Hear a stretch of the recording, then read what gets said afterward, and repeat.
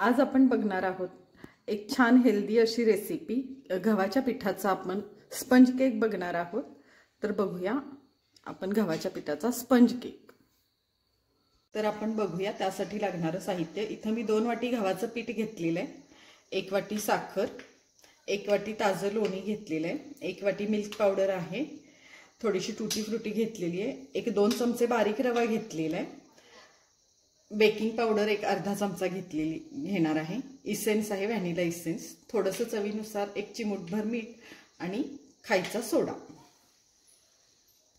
सगळ्यात आधी आपण इथं ओव्हन प्रीहीट करायला ठेवलेलं आहे। 180 अंशला आपण ओव्हन प्रीहीट करायला ठेवलेलं आहे। एक 5 मिनिटे तरी आपल्याला बॅटर बनवण्यासाठी लागतीलच, तोपर्यंत आपला ओव्हन चांगला तापेल। सगळ्यात आधी आपण एका मिक्सरच्या भांड्यात 1 वाटी साखर आणि 1-2 चमचे जो रवा घेतलेला आहे तो आधी बारीक करून घेणार आहोत आपण। तर बघूया आपण आता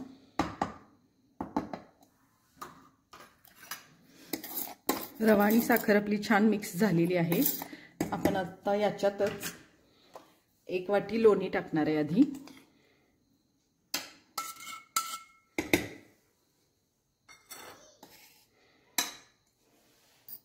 आणि 1 वाटी मिल्क पावडर।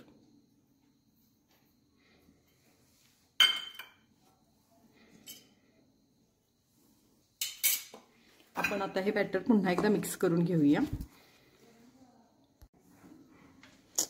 थंडी खूप असल्यामुळे लोणी आता लवकर मेल्ट होत नाहीये, त्यामुळे थोडंसं एक अर्धा वाटी दूध मी ह्याच्यात घालून पुन्हा एकदा मिक्स करून घेते हे व्यवस्थित।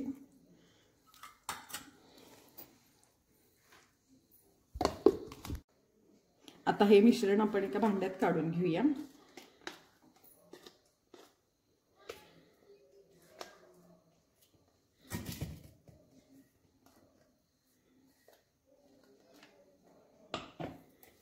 थोडंसं हातानेच मिक्स करून घेऊया।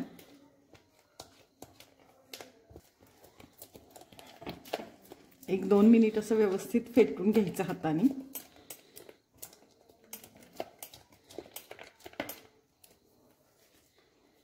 आता आपण याच्यात हळूहळू गव्हाचं पीठ थोडं थोडं मिक्स करूया।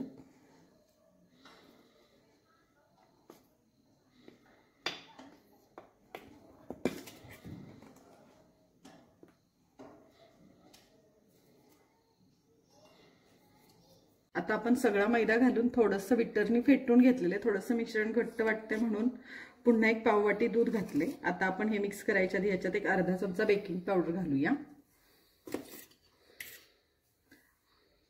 1 पाव चमचा बेकिंग सोडा घालूया आणि अगदी थोडंसं मीठ घालून हे पुन्हा मिश्रण व्यवस्थित एकजीव करून घेऊया।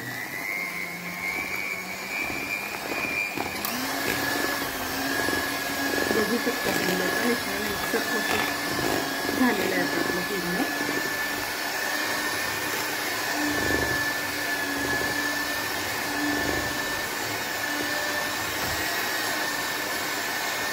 हे 1-2 मिनिट आपण फेटून घेणार आहे।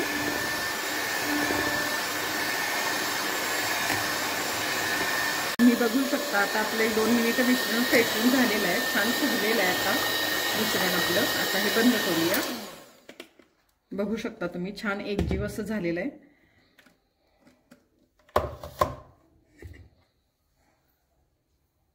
आपण इथे केकच्या भांड्यात थोडंसं तूप टाकलेलं आहे, ते आपण व्यवस्थित भांड्याला पूर्ण पसरून घेऊया तूप।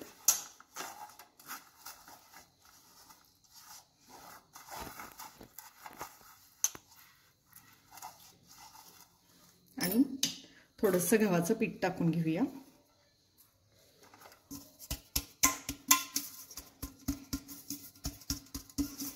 सगळीकडे पसरून असं व्यवस्थित घेऊया गव्हाचं पीठ। आता आपलं हे भांडं केकचं तयार आहे। आता आपण जी मगाशी टूटी फ्रुटी घेतलेली त्याच्यात थोडंसं 1 चमचाभर गव्हाचं पीठ टाकून घेऊया आणि ते मिक्स करूया। सगळ्या टूटी फ्रुटीला पीठ लागेल असं व्यवस्थित मिक्स करून घ्यायचं आहे आणि मग आपण ही टूटी फ्रुटी आपल्या केकच्या बॅटरमध्ये टाकणार आहे। त्यामुळे ही टूटी फ्रुटी एकसारखी पसरली जाते केकमध्ये, खाली बसत नाही। आपण आता ही टूटी फ्रुटी केकमध्ये टाकून घेऊया।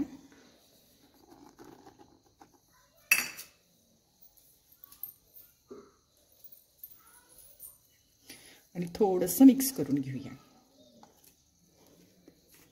आपण हा टुटी फ्रुटी स्पंज केक बनवतोय, त्यामुळे टुटी फ्रुटी थोडीशी आपण जास्तच टाकलेली आहे. लहान मुलांना आवडते त्यामुळं. आपलं हे झालेलं आहे मिश्रण तयार. आता आपण हे केकच्या भांड्यात काढून घेऊया. आपण हे सगळं मिश्रण व्यवस्थित काढून घेतलेलं आहे. आता थोडंसं असं 1-2 वेळा टॅप करून घेऊया. थोडंसं मिक्स करूया आणि आपण आता हे ओव्हनमध्ये ठेवूया मिश्रण.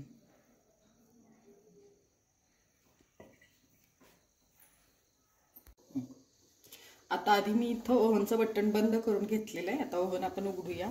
चांगला तापलेला आहे आपला ओव्हन. आता आपण केकचं भांडं आपलं ठेवूया. जाळी ठेवलेली आहे ओव्हनमध्ये. भांडं ठेवूया व्यवस्थित मधोमध असं आणि आता लगेच झाकण लावून घेऊया.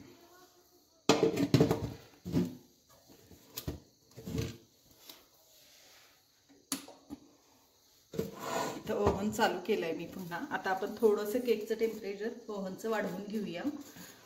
200 करते मी पहिले एक 5 मिनिटं आणि मग थोडंसं मीडियम करणार आहोत. असंच आपण केक हा एक 15 मिनिटं बेक करून घेणार आहोत. थोड्या वेळाने आपण हा चेक पण करणार आहोत केक. आपल्याला केक ठेवून एक 5 ते 7 मिनिटं झालेली आहेत. तुम्ही बघू शकता आपला केक छान फुगतोय. केक ठेवून आता एक आपली 15 मिनिटं झालेली आहे. बघू शकता तुम्ही केक छान फुगलेला आहे. आता मी ओव्हन बंद करून घेते. बंद करून एक 2 मिनिटं केक तसाच ओव्हनमध्ये ठेवून घेते. आता एक 2 मिनिटं झालेली आहेत. आपण ओव्हन उघडून बघूया.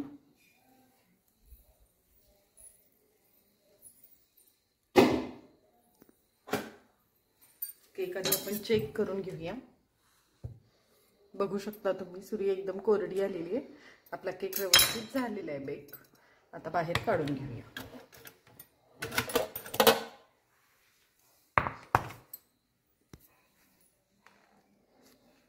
बघू शकता तुम्ही केक असा छान सॉफ्ट झालेला आहे. आता आपण हा केक कट करून बघूया. केक आपला अजून गरमच आहे. बघू शकता तुम्ही छान असा स्पंजी झालेला आहे. छान एकदम असा सॉफ्ट झालेला आहे. गव्हाच्या पिठाचा केक आहे तरी पण हा खूप सुंदर झालेला आहे केक. एकदम सॉफ्ट आणि फ्लफी बघू शकता तुम्ही.